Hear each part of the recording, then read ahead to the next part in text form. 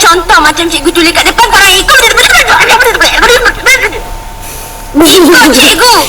H-O-M-E. H-O-M-E. Home.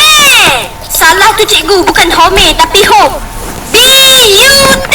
B-U-T. Botak. Tubat cikgu, bat. Aku cakap botak lah. H-U-M-M-E-R. H-U-M-M-E-R. Humar. Amat lah cikgu, memandai je. Aku cakap humar lah, tu kenapa? C-A-M-A-R-O.